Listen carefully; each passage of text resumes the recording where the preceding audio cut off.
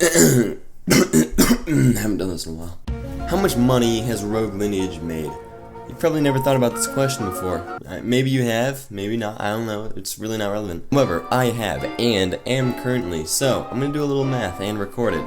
Our first step is finding the number of visits Rogue Lineage has, so we can find the number of players it has. Its game page says approximately 237.9 million. Jeez, that's way too much. Which is precisely correct, actually, that is too many. You see, during my small bit of research and math for this video, I discovered that total visits are never entirely accurate. Just like YouTube, the system doesn't save each unique user. Instead, it adds 1 onto the number every time a client enters the game. However, there is likely a cooldown implemented between visits per client. This means you can have 238 million visits, but you most likely don't have 238 million unique players. This, coupled with the fact that other front page games with more current active players have significantly less total visits due to the fact that people play Rogue Lineage, leave, and rejoin the game far more frequently than other, more casual games on Roblox, means that we'll have to do a little estimation. To do this, we could just say half the number, but that'd be far too inaccurate. Instead, I'm going to use the game's badge statistics. I'm smart. Most other games, the developers made 5 badges to show the number of people that have done the following: obtain a Super, Ultra, Uber, and Edict, along with the number of people that have gone to Kai. Since there is no badge for playing the game, nor one for obtaining a base class, I'm going to have to do some ratios. But before we do that, there may be a small dilemma. On all of the badges pages, it states that they're updated on November 9th, 2020. In search of the truth as to whether or not this was the entirely accurate creation date, I did a little detective work. I logged on to a really old account from June 2020 to see if it had the Super or Ultra badge. It didn't. So I'm just going to assume that the badges were indeed created on November 9th, 2020. Now comes the fun part. Math. To calculate the number of people that have obtained a base class, I'm going to find the ratio between Supers and Ultras, and Ultras to Ubers. The ratio of Supers to Ultras is 223,342 to 178,061. That can be reduced to approximately 1.25. The ratio of Ultras to Ubers is 178,061 to 60,338, or 2.95. There is a much larger gap between Ultras and Ubers than Supers to Ultras, which makes sense. I would assume that the ratio between Freshies and Ultras is far smaller than the ratio of Ultras to Ubers, so by that, I believe it is reasonable to assume that as the class tier gets farther down the ranks, the ratio also gets smaller. Now for this, I'm going to reduce the ratio of 1.25 down to 1.2 and multiply the number of Supers by this. Therefore, the number of bases would be approximately 268,010.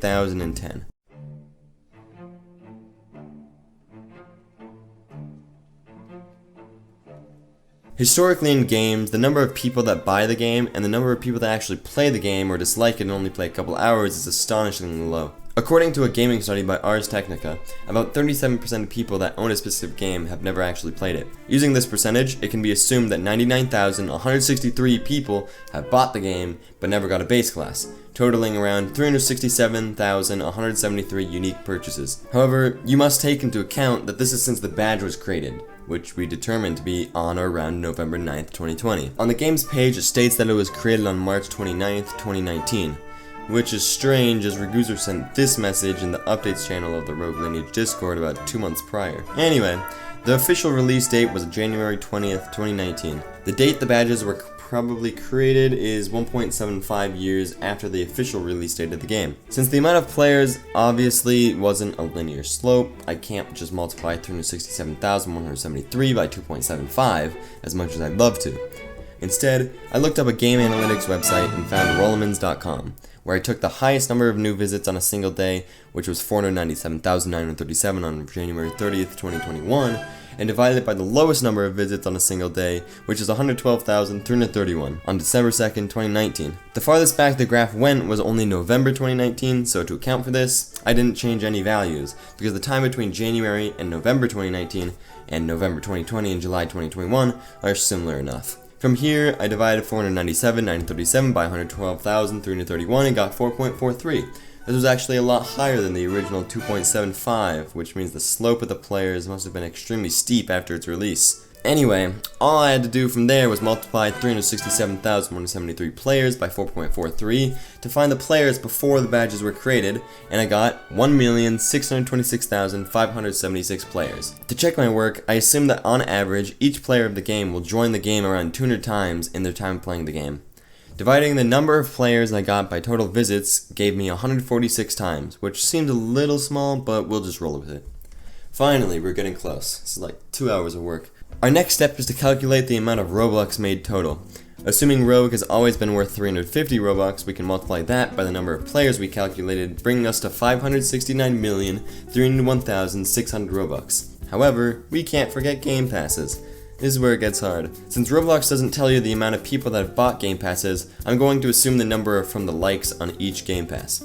From the likes and dislikes to total players we calculated ratio, I found that about 6% of people that bought the game liked or disliked it. I'll also use this percentage for Game Passes. For name choice, 344 people rated it, meaning 5,567 people bought it. This adds 1,948,450 Robux. Voice Stones, exactly 3,000 people bought it, which adds 750,000 Robux. Respect Emote Pack, 5,333 people bought it, adding 799,950 Robux. 4,267 people bought Mana Color Chooser, adding 1,493,450 Robux. 3,850 people bought Private Servers, adding 1,925,000 Robux. And finally, 5,600 people bought the Disrespect Emote Pack, adding 840,000 Robux. Now comes the hard part. Again, it's a lot of hard parts. In-game, there are class rerolls and last wins. Rerolls are 250 Robux and last wins are 1,000. Looking at the Disrespect Emote Pack purchases compared to the total number of players, 0.0035 people bought it. I'm going to assume that more people have bought the last wins and rerolls based on the fact that you can purchase it multiple times on one account. So I'll multiply the 0.0035 by 10, meaning 3.5% of people purchase a reroll or last win. 3.5% of 1,626,576 players is 56,930 players. In total, rerolls and last wins add 71,162,500 Robux. In all, the sales of the game itself and Game Passes comes to a grand total of 648,220,950 Robux. But the developers don't get all the Robux. Roblox takes the 30% fee on all marketplace sales, and I think that includes game sales. So that means the developers only received 453,754,665 Robux in the end. Only. Now that we know the Robux the game has made, we have to convert it to a monetary value, in which case I'm using USD. The USD conversion rate is 0.0035, so if we do the math, we come out with $1,588,141. But Roblox also takes 80% of the revenue made, meaning that the game has only come out with a grand total of $317,628.20. That's actually insane for a Roblox game. That's probably in the top 20 games or so for revenue, I'd assume. That means, since 2019, the developers have made around $127,051.28 per year.